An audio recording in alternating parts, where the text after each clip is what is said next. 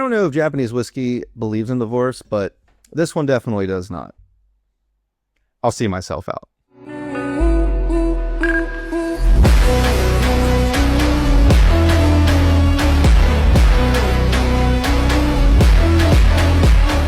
Hey everybody, welcome back to The Fine Dram, and today we're going to be taking a look into the big, beautiful world that is Japanese whiskey. So within Japanese whiskey, there are two big boy players, those being Suntory and Nikka. So Nikka was founded by Masataka Takatsuru after he got done working for Shinjiro Tori in Suntory. Nikka is known for having two main distilleries, that being Yoichi in the northern part of Japan and Miyagikyo, which is kind of in the eastern middle part of Japan. However, this particular whiskey is a blend of those two single malts. At this point, it's not really a secret, but there is a little bit of scotch in this. That scotch being Ben Nevis. So Nikka actually owns Ben Nevis, which is why you won't see anywhere on this label that it is a Japanese whiskey. We can go back and forth all day what makes Japanese whiskey Japanese whiskey. I have my own opinion about that.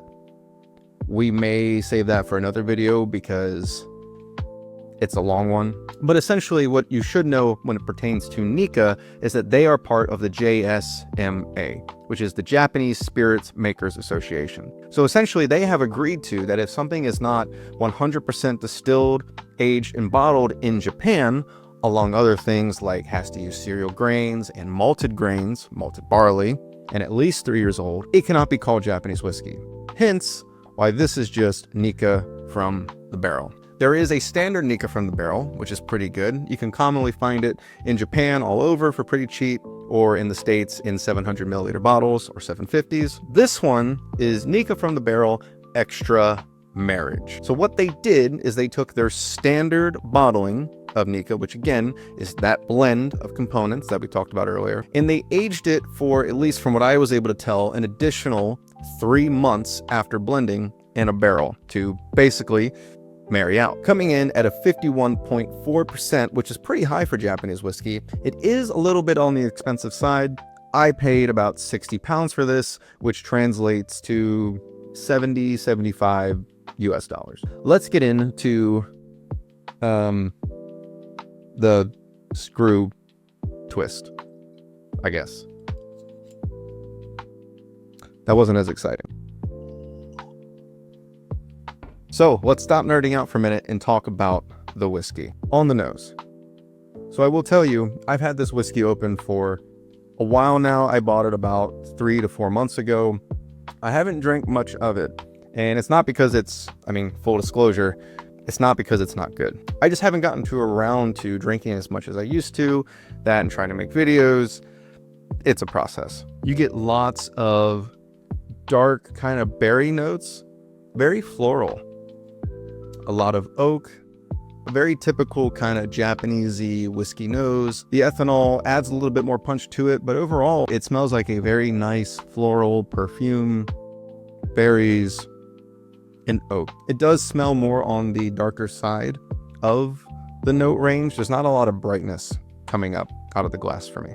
Yeah, very pleasant. The longer I sit with it, there is some espresso and chocolate notes, maybe.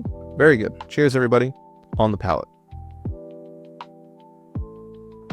This is a very full-bodied whiskey. I would say for it being 51%, which isn't overly high, it comes across very nice. It's pleasant. There's a little bit of bite, but not overly so. I will say I think this is more rounded, more balanced off than the traditional Nikka from the barrel. It does feel overall like a more balanced and cohesive product. Okay, actual notes, again, oak, that kind of tea, black tea, floral sensation comes up a lot for me. I get a lot of the Miyagikyo in this. So Miyagikyo to me has always been, it is lightly, very lightly peated, but it always came across as more fruity to me, kind of those darker brooding strawberry notes, like sweet dark chocolate. I get that in this. The Yoichi component For those of you who don't know, Yoichi is the more heavily peated malt from Nikka. I get a little bit of earthy peat, but it is not by any means a peat monster. If anything, it's there as a kind of balancing component to bring it all together, and I'm actually really enjoying that. Yeah, I think this is very typical Japanese whiskey, sweet, floral, oaky, balanced notes on the palate. I do think it's well put together. I think it plays very well. It's not the most crazy complex whiskey, but if you want to sit down and have a very full-bodied Japanese whiskey experience, I think this is probably the better buy out of the two versions of this. Let's talk about the finish. This is a difficult one for me. I would say, honestly, the nose and the palate are both the stars here. It smells very nice. Everything on the nose translates amazingly to the palate. The finish drops off a little bit for me.